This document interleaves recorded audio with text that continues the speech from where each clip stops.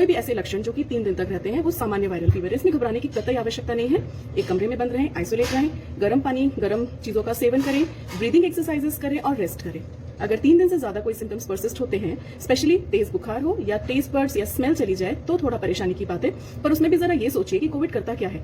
अगर यह आपके फेफड़ों में एंटर हो, पेट में एंटर हो, ब्रेन में एंटर हो, हर जगह जाकर ये लॉजिंग करता है, मतलब अपने आसपास की चीजों को सिकोड़ने की कोशिश करता है, उन चीजों को जमाता जाता है। अगर हम थोड़ी सी चीजों का ध्यान डे 1 से देना शुरू करें, बल्कि कोई सिम्टम आए उसके पहले देना शुरू करें, तो हमें कोई भी परेशानी नहीं होगी। यकीनन मैं एक फिजियोथेरेपिस्ट हूं और इस बात को दावे से कह सकती हूं कि अगर आप लोग इस तरह की चीजों को फॉलो करेंगे तो बिल्कुल ठीक रहेंगे। पहली चीज है ब्रीदिंग। आप गहरी सांस लीजिए, गहरी सांस छोड़िए, नाक से गहरी सांस लीजिए, फूंक मारिए।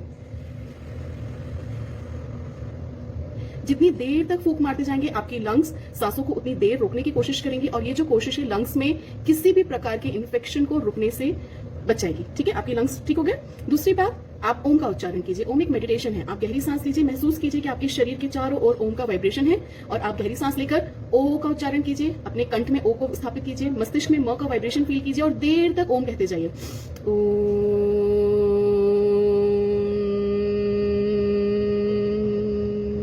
ये भी एक प्रकार की ब्रीदिंग एक्सरसाइज है। आप सांस रोक रहे हैं ना, अगर आप सांस रोक रहे हैं मतलब आपकी लंग्स में सांस रुक रही है।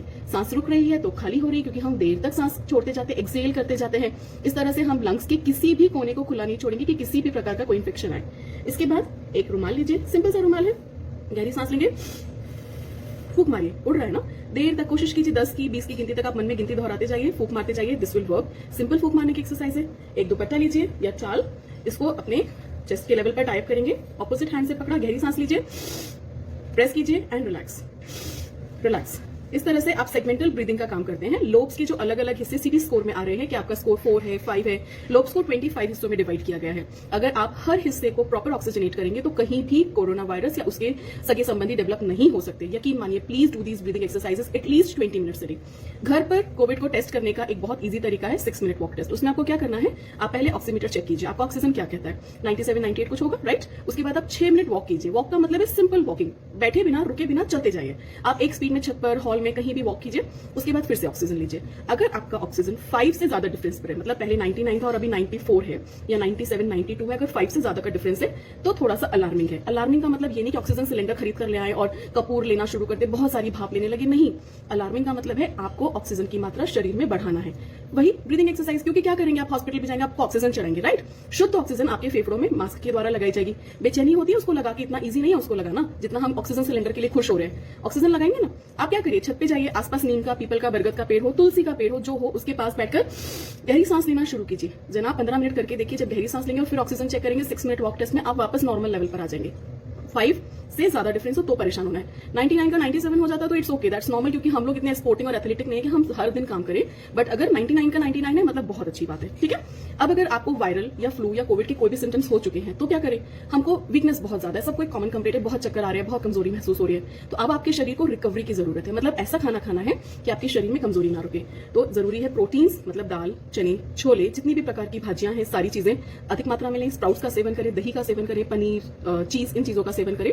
दूसरी चीज ड्राई फ्रूट्स, सूखे आलू बुखारे, डेट्स, बादाम, मुनक्के, चिरौंजी, ये कुछ ऐसे ड्राई फ्रूट्स है, किशमिश, ये कुछ ऐसे ड्राई फ्रूट्स है जो आदतन हाई प्रोटीन हाई कार्बोहाइड्रेट्स होते हैं, इनसे फैट नहीं बढ़ता। आप इनको आराम से मुट्ठी भर के खाइए, ये मत सोचो कि क्या होगा। अभी वक्त वजन का नहीं, अभी वक्त इम्यूनिटी बढ़ाने का है। अच्छी मात्रा में आप ड्राई फ्रूट्स का सेवन कीजिए। अगर ठसका चल रहा है, एक चुटकी हल्दी मुंह में रख के गुनगुना पानी पी लीजिए, या फिर 1 कप पानी में थोड़ी सी हल्दी बॉईल करके, ग्रीन टर्मरिक टी जिसको हम आजकल कहते हैं, आप उसके रूप में पीना शुरू कीजिए। शक्कर नहीं मिलाना, सिर्फ हल्दी और पानी को बॉईल करके आप साथ में ले सकते हैं। इसमें चाहे तो दूध मिला सकते हैं अपने टेस्ट के लिए, इसका सेवन कीजिए। ये आपके इम्यूनिटी बूस्टर्स के तौर पे काम करेंगे। अब इसके बाद एक बहुत इंपॉर्टेंट बात है हाइड्रेशन। सिंपल पानी पीजिए, बहुत अच्छी बात है। दिन में एक बार हमारी दादी माँ के नुस्खों की किताब से निकालकर नमक शक्कर का घोल पीजिए। जी जनाब, मिनरल्स जो है नमक शक्कर के घोल में ऐसी ताकत रखते हैं कि एक कोविड की कॉमन प्रेजेंटेशन है vomiting and loose motion, dehydration के तौर पे भी सिम्टम्स आ रहे हैं।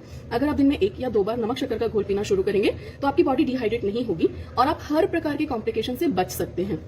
एक इंपॉर्टेंट बात, अगर आपको लगता है कि आपकी ब्रीदिंग या ऑक्सीजन कम हो रही है, बेचैनी हो रही है, तुरंत उल्टे लेट जाइए, पेट के बल लेट जाइए। पेट के बल लेटने में आपके चेस्ट और माथे के नीचे पिलो लगाइए ताकि आपकी लंग्स की जो कैपेसिटी है वो ग्रेविटी के सपोर्ट में रहे। और फिर वहां एक बार गहरी सांस लो और फूंक मारो 2-3 ऐसे करके।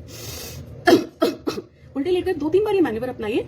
ऑटोमेटिक वेंटिलेटर का काम करेगी ये पोजीशन, नेचुरल वेंटिलेटर का काम करेगी और आपको अच्छा लगने लगेगा। कम से कम 20 मिनट में आप दिन में 2 से 3 बार 20-20 मिनट की पोजीशन करना शुरू कीजिए। You will feel the magical difference among your body.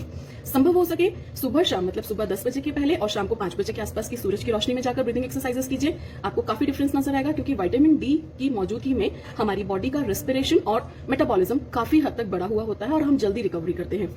अगर आपको ऑक्सीजन सिलेंडर की या वेंटिलेटर की दिक्कत महसूस हो रही है तो आप नेबुलाइजर यूज कर सकते हैं। हम बच्चों को देते थे बचपन में, सभी के पास अवेलेबल होते हैं, नहीं हो तो मेडिकल स्टोर पे इजीली मिल जाएंगे। नेबुलाइजर लीजिए, उसमें सादा सलाइन वाटर डाल के मास्क लगा लीजिए, नेजल पैसेज और लंग्स क्लीन हो जाएंगे। उसके बाद आप डीप ब्रीथिंग एक्सरसाइजेस कीजिए।